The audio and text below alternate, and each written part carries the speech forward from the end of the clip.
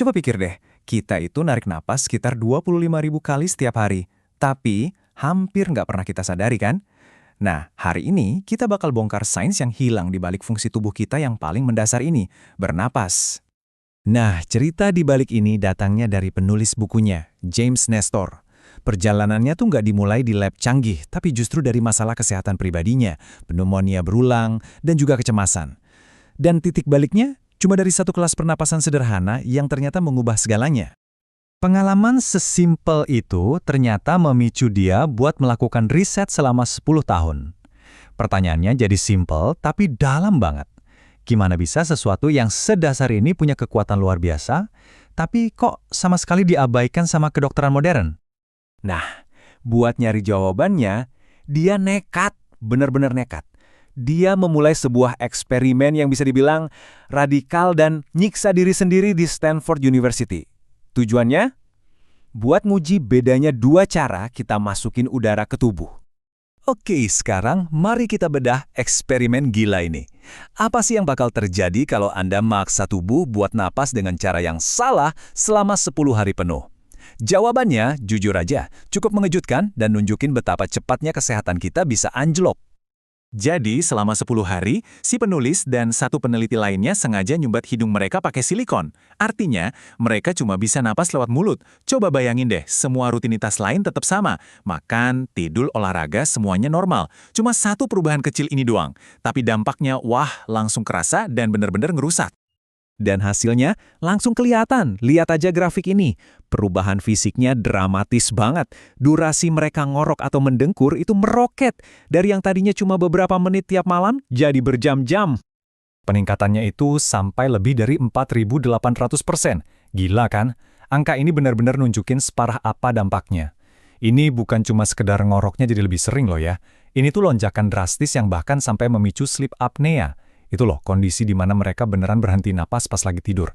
Bahaya banget. Dan ternyata, masalahnya nggak berhenti di urusan tidur aja. Ini efeknya sistemik. Tekanan darah mereka juga ikut melonjak. Sampai-sampai mereka masuk ke kategori hipertensi tahap 1. Ini artinya, jantung dan pembuluh darah mereka ada di bawah tekanan yang sangat besar, cuma gara-gara salah cara napas. Hasil eksperimen ini kan, jadi bikin kita mikir, kalau napas lewat mulut seburuk itu buat kita, kenapa ya kok banyak banget dari kita yang ngelakuinnya?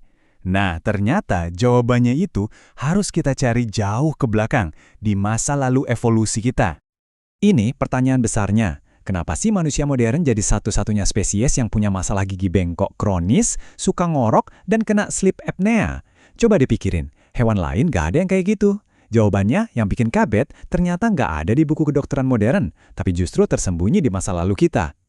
Para peneliti nemuin sesuatu yang luar biasa banget pas ngebandingin tengkorak manusia purba sama manusia modern. Coba lihat perbandingannya. Hampir sepanjang sejarah manusia, nenek moyang kita itu punya rahang yang lebar, giginya lurus sempurna. Struktur wajah yang kayak gini bikin napas jadi gampang banget, nggak ada hambatan. Beda jauh sama kita sekarang. Terus, apa dong penyebabnya? Jawabannya simple, makanan kita. Pergeseran dari makanan nenek moyang kita yang keras dan butuh dikunyah ekstra ke makanan modern yang super lembut dan udah diproses. Karena kita jadi jarang banget ngunyah, akibatnya cuma dalam beberapa ratus tahun aja mulut kita jadi menyusut dan saluran napas kita jadi lebih sempit dan gampang tersumbat. Tapi tenang dulu, penelitian ini nggak cuma ngasih tahu masalahnya, mereka juga nemuin solusinya. Ada cara buat ngembaliin lagi kemampuan kita buat bernapas dengan benar, yaitu dengan ngikutin lagi beberapa prinsip kuno yang sebenarnya simple banget. Kabar baiknya adalah, ini semua bisa kita perbaiki. Kunci buat mengklaim kembali seni bernapas yang hilang ini bisa kita rangkum jadi 3 langkah yang kelihatannya sederhana, tapi dampaknya luar biasa. Langkah pertama, bernapas lewat hidung. Kenapa ini penting banget? Soalnya hidung itu bukan sekedar lubang, dia itu sistem filtrasi canggih. Dia menyaring, menghangatkan, dan melembabkan udara. Gak cuma itu, napas lewat hidung bisa ningkatin oksida nitrat sampai 6 kali lipat, yang bantu ningkatin penyerapan oksigen sampai 20%.